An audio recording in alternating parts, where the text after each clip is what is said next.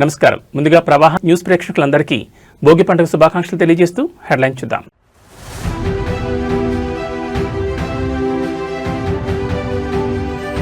తెలుగు రాష్ట్రాల్లో సంక్రాంతి సందడి, అంబరానంటిన భోగి సంబరాలు.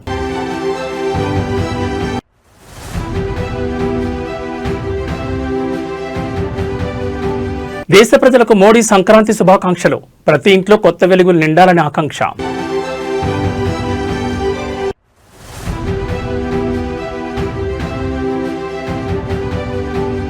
తెలంగాణ మున్సిపల్ ఎన్నికలు, తుది ఓటర్ల జాబితా విడుదల చేసిన ఈసీ.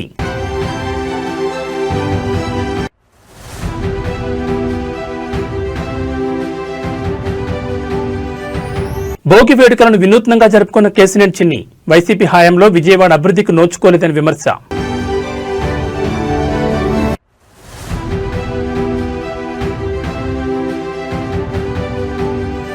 బోర్డర్లో పాక్ డ్రోన్ల కలకలం, బోర్డర్ వెంబడి తనిఖీ చేపట్టిన సోల్జర్లు.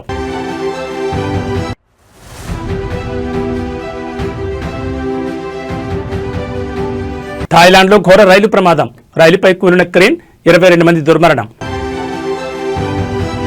ఇక వివరాలు చూస్తే తెలుగు రాష్ట్రాల్లో సంక్రాంతి సంబరాలు అంబరాన్ని అంటున్నాయి. 3 రోజుల సంక్రాంతి పండుగలో తొలి రోజు భోగి సంబరాలు వైభవంగా జరిగాయి. ఇవాళ తెల్లవారుజామున ఇంటి ముంగిళ్లలో భోగి సంబరాలు ఘనంగా నిర్వహించారు. భోగి మంటలు వేసుకుంటూ ఆటపాటలతో ఉత్సాహంగా గడిపారు రాష్ట్ర ప్రజలు. సూర్య భగవానుడు ధనుసు రాశి నుంచి మకర రాశిలోకి ప్రవేశించే సమయాన్ని మకర సంక్రాంతి అంటారు. ఈ పండుగకు సరిగ్గా ఒక్కరోజు ముందు భోగి పండుగను జరుపుకుంటారు. అలాగే భోగి రోజు సాయంకాలం సమయంలో బొమ్మల కొలువును కూడా జరుపుతారు. రాష్ట్ర వ్యాప్తంగా మంత్రులు, ఎమ్మెల్యేలు ఉత్సాహంగా భోగి సంబరాల్లో పాలుపంచుకున్నారు.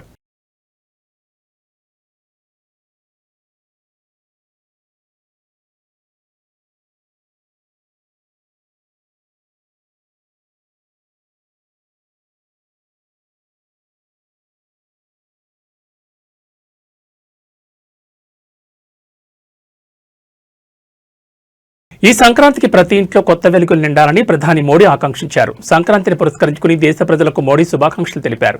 మంగళకరమైన ఈ సంక్రాంతి పండుగ వేళ మీకు, మీ కుటుంబ సభ్యులకు నా హృదయపూర్వక శుభాకాంక్షలు తెలియజేస్తున్నానని పోస్ట్ చేశారు. సూర్యుడి గమనంలో వచ్చే మార్పు కొత్త వెలుగులకు ఎలా నాంది పలుకుతుందో ఈ సంక్రాంతి మీ జీవితాల్లో కూడా సరికొత్త ఆశయాలను, ఉన్నతమైన లక్ష్యాలను నింపాలని కోరుకుంటున్నాను. ఈ పండుగ మన దేశవ్యాప్తంగా వివిధ పేర్లతో, రకరకాల సంప్రదాయాలతో జరుపుకుంటారు.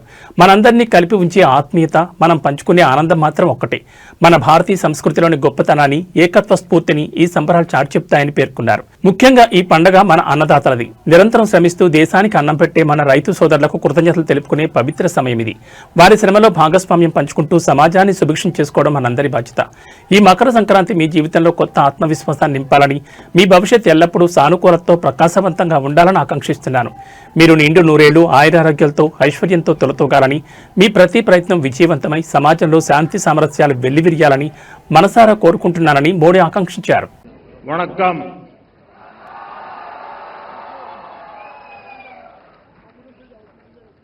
ఇనియ పొంగల్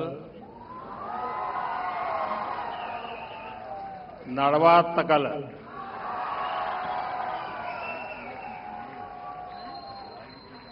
आज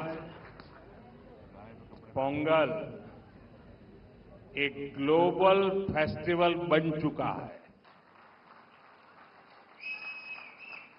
दुनिया भर में तमिल समुदाय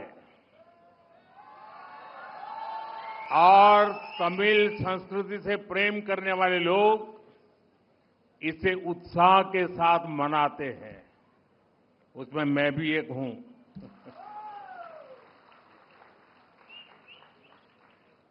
इस विशेष पर्व को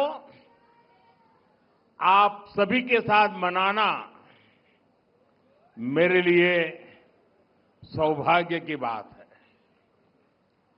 हमारे तमिल जीवन में पोंगल एक सुखद अनुभूति की तरह है। इसमें अन्नदाता की मेहनत, धरती और सूर्य के प्रति आभार का भाव है। साथ ही ये पर्व हमें प्रकृति, परिवार और समाज में संतुलन बनाने का रास्ता दिखाता है। इस समय देश के अलग अलग हिस्सों में लोहड़ी, मकर संक्रांति, माघ बिहू और अन्य त्योहारों की भी उमंग है। मैं भारत और दुनिया भर में रहने वाले सभी तमिल भाई बहनों को पोंगल की और सभी पर्वों की बहुत बहुत शुभकामनाएं देता हूं। साथियों, वैसे मेरे लिए ये भी बहुत सुखद रहा है कि पिछले वर्ष मुझे तमिल संस्कृति से जुड़े कई कार्यक्रमों में शामिल होने का अवसर मिला। मैंने तमिलनाडु में 1000 साल पुराने गंगईकोंडा चोलापुरम मंदिर में पूजा की।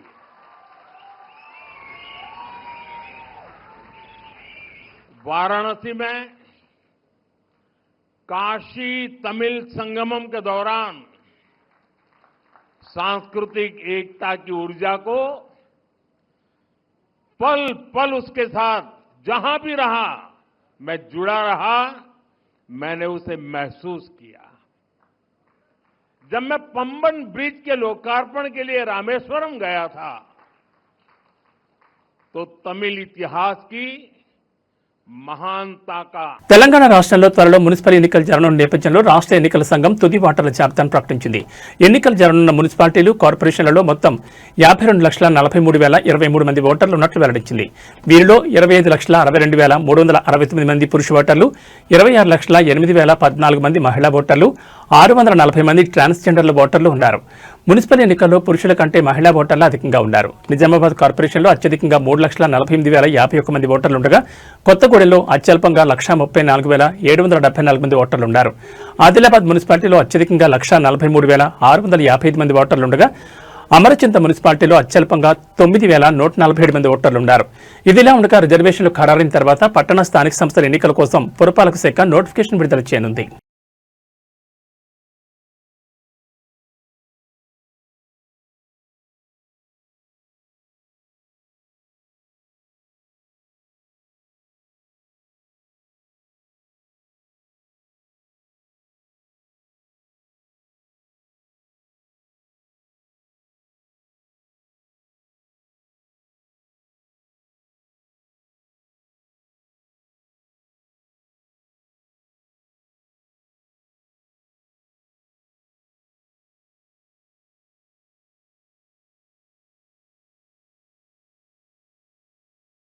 రెండు తెలుగు రాష్ట్రాల ప్రజలు భోగి పండుగను సంతోషంగా జరుపుకుంటున్నారు. విజయవాడలో టీడీపీ ఎంపీ కేశినేని భోగి వేడుకలు వినూత్నంగా జరుపుకున్నారు. గత వైసీపీ ప్రభుత్వం జగన్ బొమ్మతో రైతులకు ఇచ్చిన పాస్బుక్లను ఆయన భోగి మంటల్లో వేశారు. కేశినేని నిర్వహించిన భోగి కార్యక్రమానికి పెద్ద ఎత్తున టీడీపీ నేతలు హాజరయ్యారు. ఈ సందర్భంగా ఆయన మాట్లాడుతూ గత ప్రభుత్వంలో ప్రజల ఆస్తులపై జగన్ బొమ్మ వేసుకుని దోపిడీ చేశారని ఆరోపించారు. కూటమి ప్రభుత్వం అధికారంలోకి వచ్చాక ఈ బొమ్మలను తొలగించి అసలు రాజముద్రతో పాస్బుక్లు జారీ చేశామని వెల్లడించారు.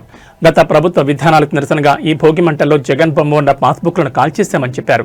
మెడికల్ కళాశాలల నిర్మాణానికి సంబంధించిన జీవోలను కూడా వైసీపీ ప్రభుత్వమే తెచ్చిందని, ఇప్పుడు వైసీపీ నేతలే వాటిని భోగి మంటల్లో వేసి కాల్చేస్తున్నారని ఎద్దేవా చేశారు.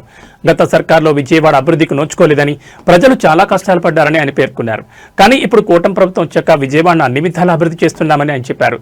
సీఎం చంద్రబాబు ప్రత్యేక దృష్టి పెట్టి అండర్ గ్రౌండ్ డ్రైనేజ్ వంటి పెద్ద ప్రాజెక్టులు చేపట్టారని, పెద్ద ఎత్తున ఉద్యోగ అవకాశాలు కల్పిస్తున్నారని వివరించారు.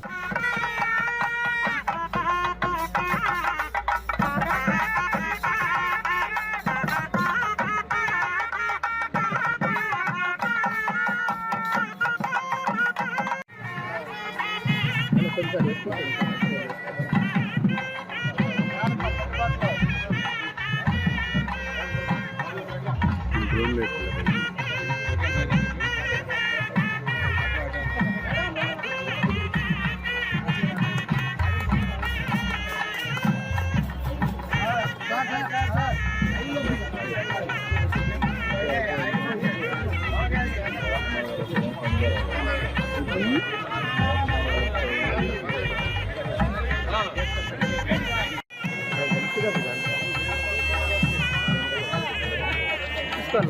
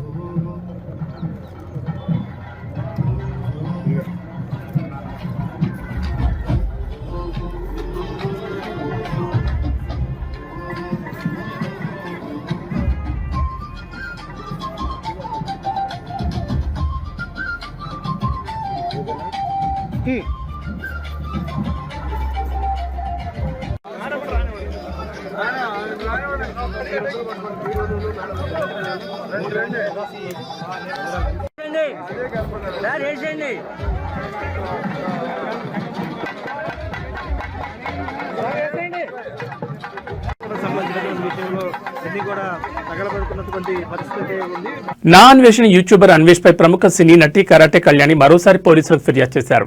భారత పాస్పోర్ట్ ను దరిద్ర పాస్పోర్ట్ అని అన్వేష్ వ్యాఖ్యానించడంపై ఆమె ఆగ్రహం వ్యక్తం చేశారు. విదేశాలకు వెళ్లే భారతీయులకు పాస్పోర్ట్ ఎంతో ముఖ్యమని ఆమె అన్నారు. పాస్పోర్ట్ గురించి పోలీస్ వెరిఫికేషన్ కూడా జరుగుతుందని, దీనికి ఎంతో విలువ ఉంటుందని ఆమె స్పష్టం చేశారు. అతడి పాస్పోర్ట్ ను రద్దు చేసేలా చర్యలు తీసుకోవాలని పోలీసులను కోరారు. పాస్పోర్ట్ పై రాజముద్ర ఉంటుందని, అలాంటి పాస్పోర్ట్ ను ఎంతో జాగ్రత్తగా చూసుకుంటామని ఆమె అన్నారు. మనం ఎంతో జాగ్రత్తగా చూసుకునే పాస్పోర్ట్ ను అన్వేష్ దూషిస్తున్నాడని ఆమె ఆగ్రహం వ్యక్తం చేశారు. 4 గంటలు వెరిఫికేషన్ కోసం నిరీక్షించేలా చేశారని అన్వేష్ చెప్తున్నాడని, కానీ అతని ప్రవర్తన చూసి వెయిట్ చేయించారని ఆమె విమర్శించారు. అన్వేష్ పాస్పోర్ట్ రద్దయ్యేంత వరకు తాము పోరాడతామని ఆమె అన్నారు. అన్వేష్ భారత్లో అడుగుపెట్టిన వెంటనే తగిన చర్యలు తీసుకుంటామని హెచ్చరించారు.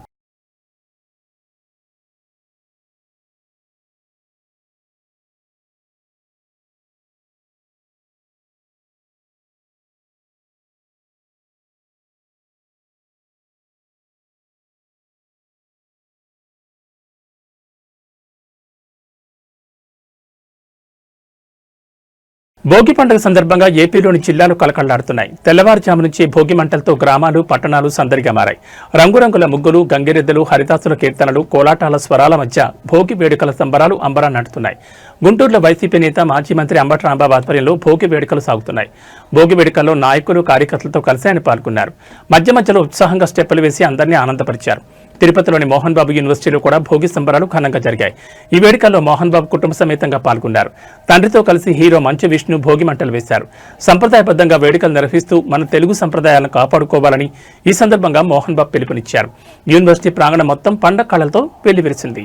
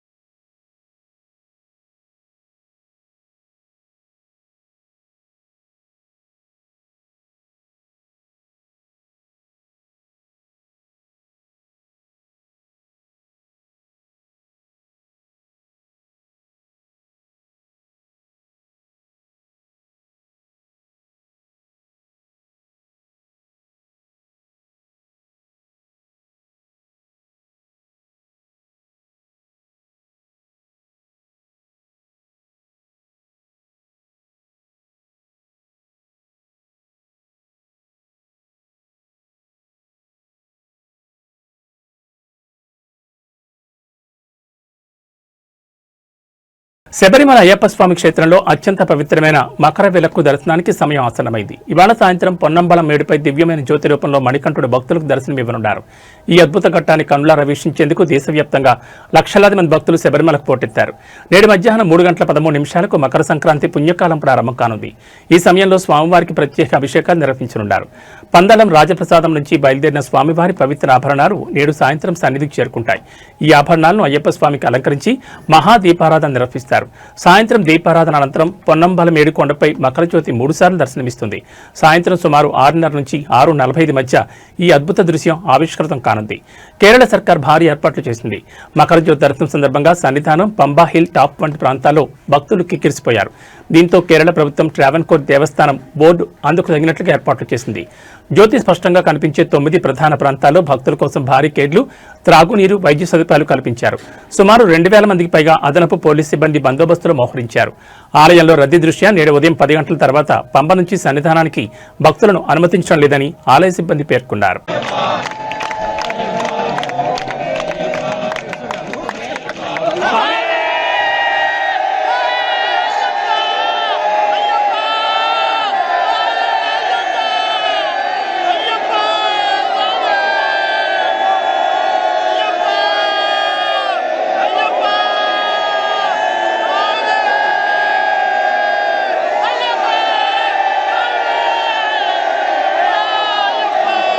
థాయిలాండ్లో బుధవారం ఘోర రైలు ప్రమాదం జరిగింది. నిర్మాణంలో ఉన్న హైస్పీడ్ రైల్వే లైన్కు చెందిన భారీ క్రేన్ ఒకటి ప్రయాణికులతో వెళ్తున్న రైలుపై కూలిపోవడంతో 22 మంది ప్రాణాలు కోల్పోయారు. ఈ దుర్ఘటనలో మరో 30 మందికి పైగా తీవ్రంగా గాయపడ్డారు. బ్యాంకాక్ ఈశాన్యంగా సుమారు 230 కిలోమీటర్ల దూరంలోని నఖోన్ రచాసీమా ప్రావిన్స్లోని సికియో జిల్లాలో ఈ ప్రమాదం చోటు చేసుకుంది. స్థానిక కాలమానం ప్రకారం ఉదయం 9 గంటల సమయంలో బ్యాంకాక్ నుంచి ఉబాన్ రచధాని ప్రావిన్స్కు వెళ్తున్న స్పెషల్ ఎక్స్ప్రెస్ నెంబర్ 21 రైలుపై క్రేన్ కూలింది. ఈ రైల్లో ప్రమాద సమయంలో 195 మంది ప్రయాణికులు, సిబ్బంది ఉన్నారు. క్రేన్ బలంగా ఢీకొట్టిన దాటికి రైలుకు చెందిన 3 బోగీలు పట్టాలు తప్పాయి. వెంటనే మంటలు చెలరేగి దట్టమైన పొగలు కమ్ముకున్నాయని అధికారులు తెలిపారు. సమాచారం అందుకున్న వెంటనే సహాయక బృందాలు ఘటనా స్థలానికి చేరుకున్నాయి. హైడ్రాలిక్ కట్టర్ల సహాయంతో భోగిల్లో చిక్కున్న ప్రయాణికులను బయటకు తీసి క్షతగాత్రులను సమీపంలోని ఆసుపత్రికి తరలించారు. ఈ ప్రమాదంలో 22 మంది మరణించగా 30 మందికి పైగా గాయపడ్డారని నఖోన్ రచాసీమా ప్రావిన్షియల్ పోలీస్ చీఫ్ థాచాపోన్ చిన్నావాంగ్ మీడియాకు ధృవీకరించారు. మృతుల సంఖ్యపై తొలుత భిన్నమైన నివేదికలు వెలువడినప్పటికీ చివరికి పోలీసులు 22 మంది మరణించినట్లు స్పష్టం చేశారు.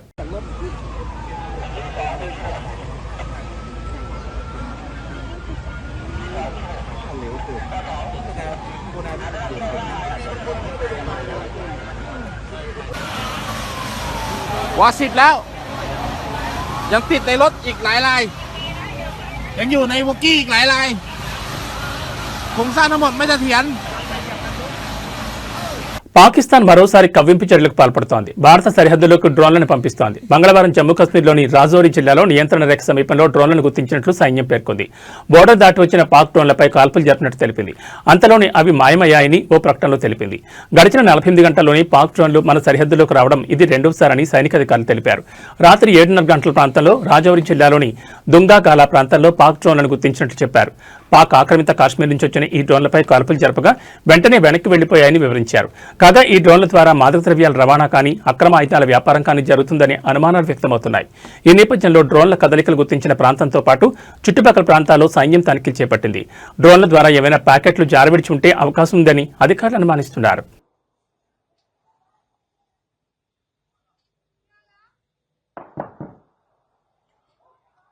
पूरे बॉर्डर पे फायरिंग हो रही है अभी।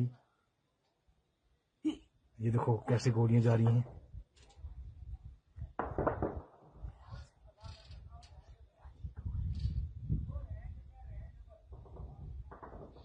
पूरा बॉर्डर जो है नौशहरा सेक्टर लंगर गांव के सीधे सामने ऊपर से गोलियां जा रही हैं। लंगर से लेके जंगड़ तक सारा बॉर्डर जो है गोलियां चल रही हैं। अभी छोटा फायर हो रहा है। ये देखो गोलियां कैसे आ रही हैं, ये देखिए।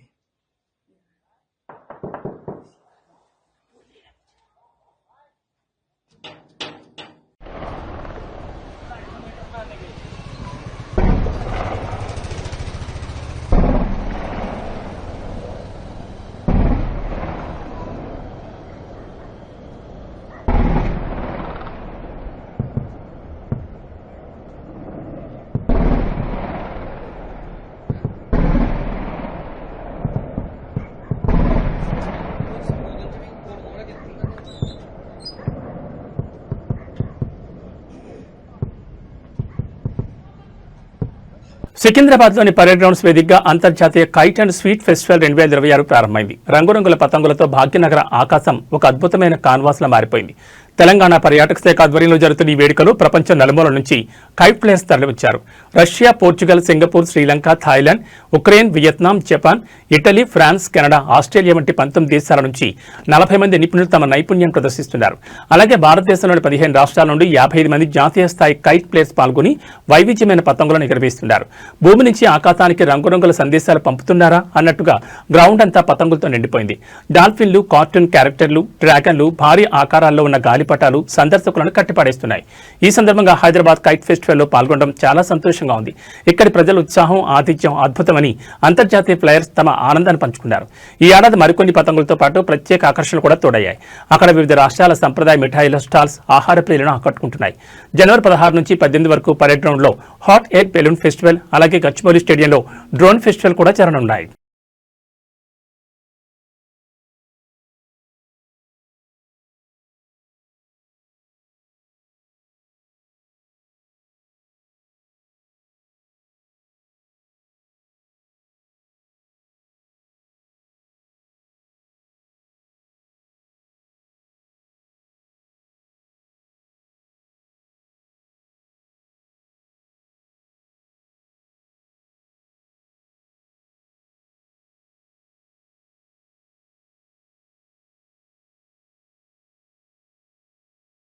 హైదరాబాద్ లో మరోసారి భారీ అగ్ని ప్రమాదం కలకలం రేపింది. మంగళవారం రాత్రి కుక్కట్పల్లి రాజీవ్ గాంధీ నగర్లోని ఓ గ్యాస్ రీఫిల్లింగ్ సెంటర్లో ఒక్కసారిగా మంటలు చెలరేగాయి. గ్యాస్ రీఫిల్లింగ్ జరుగుతున్న సమయంలో గ్యాస్ లీక్ కావడంతో ఈ ప్రమాదం చోటు చేసుకుంది. ఘటన విషయం తెలుసుకున్న వెంటనే పోలీసులు, అగ్నిమాపక సిబ్బంది హుటాహుటిన ఘటనా స్థలానికి చేరుకున్నారు. ఫైర్ ఇంజన్ల సహాయంతో మంటలను అదుపులోకి తీసుకొచ్చేందుకు అగ్నిమాపక సిబ్బంది తీవ్రంగా శ్రమించారు. మంటలు ఒక్కసారిగా ఉవ్వెత్తున ఎగిసిపడడంతో పరిసర ప్రాంతాల్లో తీవ్ర భయాందోళన నెలకొంది. ముందస్తు జాగ్రత్త చర్యల్లో భాగంగా గ్యాస్ రీఫిల్లింగ్ సెంటర్ సమీపంలోని ప్రజలను అధికారులు వెంటనే ఖాళీ చేయించారు. ఈ ఘటనలో ప్రాణాపాయం తప్పినట్లు అధికారులు తెలిపారు. అయితే ఆస్తి నష్టం ఎంత మేరకు జరిగింది అనే పూర్తి వివరాలు ఇంకా తెలియాల్సి ఉంది. ప్రమాదానికి గల అసలు కారణాలపై పోలీసులు దర్యాప్తు ప్రారంభించారు. భద్రతా ప్రమాణాలు పాటించారా లేదా, గ్యాస్ లీక్ ఎలా జరిగింది అనే అంశాలపై ఆరా తీస్తున్నారు. ఘటనకు సంబంధించి పూర్తి సమాచారం దర్యాప్తు అనంతరం వెల్లడయ్యే అవకాశం ఉంది.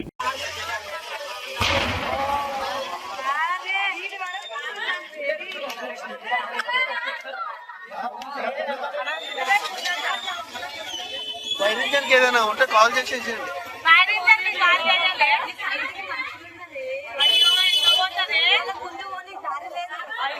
ఉన్నారా పబ్లిక్? అరే కేసు ఇక్కడ వచ్చిన అయిపోతుంది.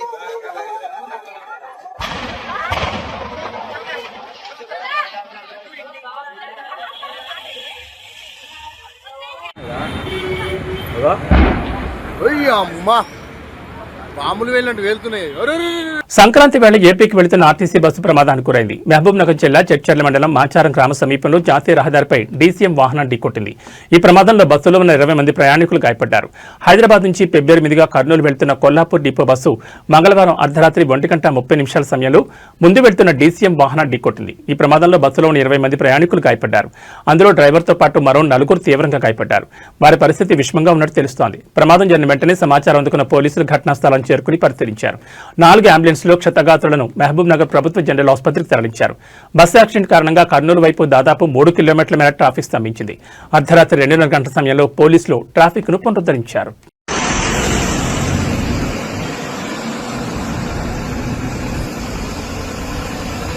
ప్రపంచంలోనే అతిపెద్ద గిరిజన పండుగ అయిన మేడారం సమ్మక్క సారలమ్మ మహాజాతరను కుంభమేళ తరహాలో అత్యంత వైభవంగా నిర్వహించేందుకు తెలంగాణ ప్రభుత్వం భారీ ఏర్పాట్లు చేస్తోంది. ఈ నెల 28 నుంచి 31 వరకు జరిగే ఈ జాతరకు సుమారు 3 కోట్ల మంది భక్తులు హాజరవుతున్నారని అంచనా వేస్తున్నారు. ఈ నేపథ్యంలో మంగళవారం సచివాలయంలో మంత్రులు సీతక్క, అడ్లూరు లక్ష్మణ్ కుమార్, ప్రభుత్వ ప్రధాన కార్యదర్శి కె రామకృష్ణారావుతో ఉన్నత స్థాయి సమీక్ష నిర్వహించారు. గతంలో ఎన్నడూ లేని విధంగా సీఎం రేవంత్ రెడ్డి ఈ జాతర కోసం 251 కోట్లు మంజూరు చేశారని మంత్రులు తెలిపారు. భక్తుల రద్దీ, ట్రాఫిక్ ను పర్యవేక్షించేందుకు డ్రోన్లను ఉపయోగించాలని సీఎస్ అధికారులను ఆదేశించారు. భక్తుల సౌకర్యార్థం జాతర సమాచారం, పార్కింగ్ రూట్ మ్యాప్ వివరాలతో ప్రత్యేక మొబైల్ యాప్, క్యూఆర్ కోడ్ను అందుబాటులోకి తెచ్చినట్లు వెల్లడించారు.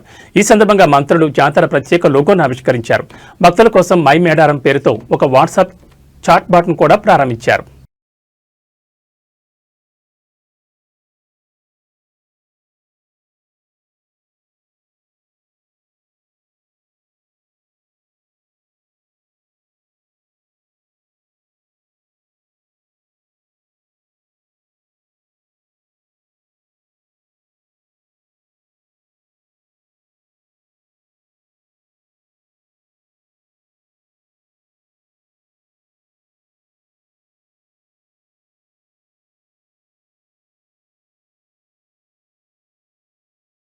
ప్రముఖ కవయిత్రి, చిత్రకారిణి, రచయిత్రి, దివంగత మహాకవి గుంటూరు శేషేంద్ర శర్మ సతీమణి రాజకుమారి ఇందిరాదేవి ధన్రాజ్గిర్ హైదరాబాద్లోని గోషమహల్ ప్రాంతంలోని జ్ఞాన్బాగ్ ప్యాలెస్లో తుదిశ్వాస విడిచారు. బహుముఖ ప్రజ్ఞతో సాహిత్య కళారంగాల్లో ఆమె చెరగని ముద్ర వేశారు. అల్లా ఇక్బాల్ గాలిబ్, అరవిందో రచనల నుంచి ప్రేరణ పొందిన ఇందిరాదేవి చిన్న వయసు నుంచి సాహిత్యం వైపు ఆకర్షితులయ్యారు. యుక్త వయసులోనే ఫోటోగ్రఫీపై ప్రత్యేక ఆసక్తి పెంచుకుని ఫోటోల సేకరణ ప్రారంభించారు. 1964లో ఆమె తొలి కవితా సంపుటి ది అపోసల్ పేరుతో వెలువడింది. ఆ తర్వాత 1965, 1966 సంవత్సరాల్లో వరుసగా మరికొన్ని పుస్తకాలు ప్రచురితమై పాఠక లోకంలో విశేష గుర్తింపు తెచ్చుకున్నాయి. ఉమ్మడి ఆంధ్రప్రదేశ్ హిందీ అకాడమీకి తొలి అధ్యక్షురాలుగా, ఉర్దూ అకాడమీ చైర్పర్సన్గా బాధ్యతలు నిర్వర్తించి భాషా సాహిత్యాల అభివృద్ధికి విశేషంగా సేవలందించారు. సాహిత్య రంగంలో ఆమె సాధించిన విశిష్టతకు అంతర్జాతీయంగా గుర్తింపు లభించింది. 1973లో ప్రపంచ పోయిట్రీ సొసైటీ ఇంటర్ కాంటినెంటల్ అధ్యక్షుడు కృష్ణ శ్రీనివాస్ ఆమె పేరును సాహిత్యంలో నోబెల్ బహుమతికి నామినేట్ చేశారు. ఈ గౌరవాన్ని అందుకున్న తొలి భారతీయ మహిళగా రాజకుమారి ఇందిరాదేవి చరిత్రలో నిలిచారు.